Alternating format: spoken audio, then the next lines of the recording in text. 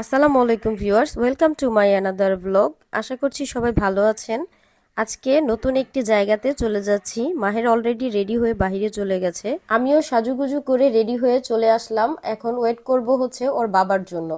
ও যদিও আগে থেকেই বাইকটা বাইরে রেখে দিয়েছিল, তো মাহেরকে দিয়ে ভিডিওটা করে নিলাম। ও এখন মাশাআল্লাহ অনেক কিছুই করতে পারে, ছবি ভিডিও তুলতে পারে। ঢাকাতেই একটি বিয়ের প্রোগ্রাম ছিল, তো সেখানে যাচ্ছি আমরা। স্কুল ওর অফিস সবকিছু আসলে ব্যস্ততা মিলে আমাদের তেমন একটা দাওয়াতে অ্যাটেন্ড করা হয় না।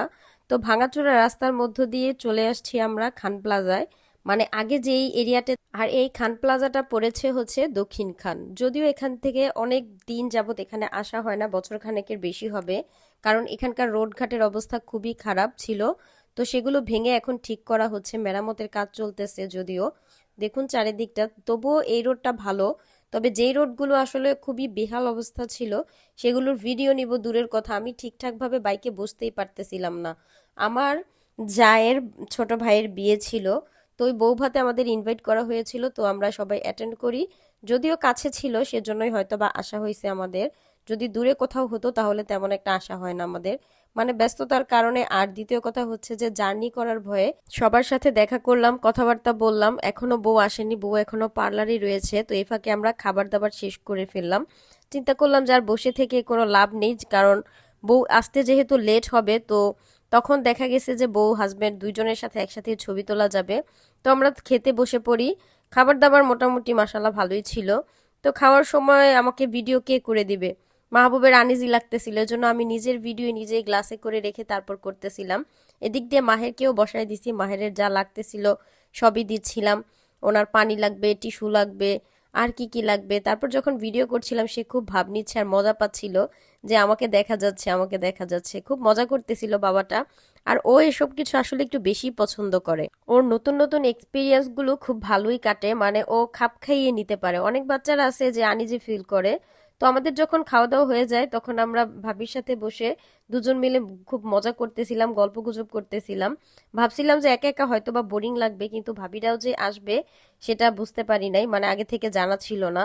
মাহবুবের বড় ভাই ইভেন একসাথে পার্টনারও বলা চলে। তো সেই ভাইয়া এন্ড ভাবি আসছে, ওনার ছেলে আসছে।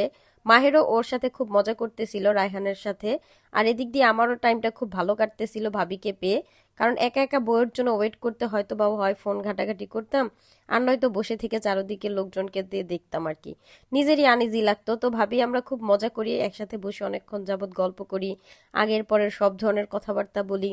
ভাবি অনেক মজার মজার গল্প বলে। তো এগুলো যখন কথাবার্তা শেষ হয়ে যায় তখন বউ চলে আসে এর মাঝখানে।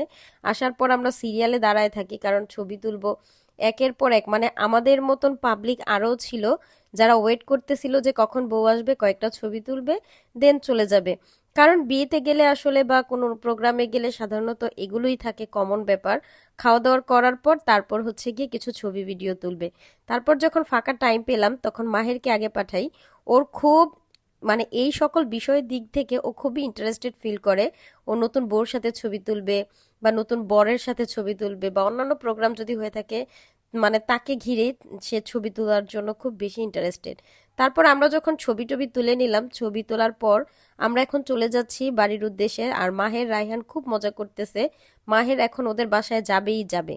রায়হানও বলতেছিল তোমাকে আমাদের বাসায় নিয়ে যাব, যদি ওর বাবা মানা করতেছিল যে না আজকে না, অন্য একদিন যাব, আজকে একটা জায়গাতে আসছি, এখন আবার কিভাবে যাই। ছেলের ভালোর জন্য বা ওর যখন যেটা মনে চাইছে, আসলে খারাপ দিকগুলো অবশ্যই ট্রাই করে অ্যাভয়েড করার জন্য। তো কি আর করব, ছেলের শখের জন্য এখন ওকে নিয়ে যাচ্ছি হচ্ছে ওই ভাবির বাসায়।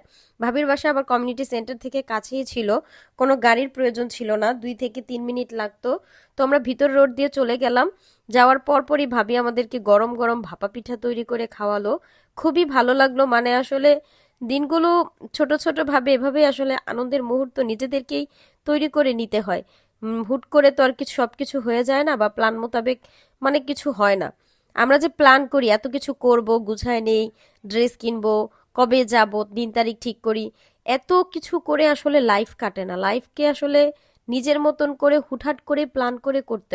পানি নিয়ে খেলবা, পানি নিয়ে পানি নিবা, পানি নিয়ে খেলা ভালো না, ঠান্ডা লেগে যায়। হুম দিবা? পানি দিয়ে কি করবা? ভাবির ভাইটা মাশাল্লাহ খুবই কিউট এবং পাকা পাকা কথা বলতেছিল। তো এখানে আমরা রাতের খাওয়া দাওয়া শেষ করে পিঠা সাথে করে নিয়েও আসছি। মাহেরের বাবাও এখানে বিভিন্ন আইটেমের মজার মজার খাবার রান্না করা হয়েছিল, যদিও ভাবির মা সবকিছু আমাদের জন্য তৈরি করেছিল। তো এদিক দিয়ে মাহেরকে আবার রায়হানের কলম নিয়ে আসছে। ওর নাকি এই কলমটা অনেক বেশি পছন্দ হয়েছে, সেজন্য আসার সময় দিয়ে আসছিল, যদিও আন্টি আবার দিয়ে দিছে, বলছে যে না থাক, ওর যেহেতু কলমটা পছন্দ হয়েছে তো নিয়ে যাওয়ার জন্য রায়হানকে আরেকটা কিনে দিব। মাহের অনেক বেশি মজা পাইছে ওদের বাসায়, বলতেছিল যে আম্মু দেখো কলমটা অনেক বেশি সুন্দর, আমরা আবার যাব ভাইয়াদের বাসায়, ঠিক আছে, ওকে কলমটা দিয়ে আসার জন্য। মানে এটা হচ্ছে ওর একটা বায়না আর হচ্ছে চালাকি, যাতে ও আবার ওর বাসায় যেতে পারে। তো আজকে ভিডিওটা এই পর্যন্ত। আশা করছি সবাই ভালো থাকবেন, সুস্থ থাকবেন। দেখা হবে নেক্সট কোনো জায়গায় নতুন ভাবে। সে পর্যন্ত আল্লাহ হাফেজ।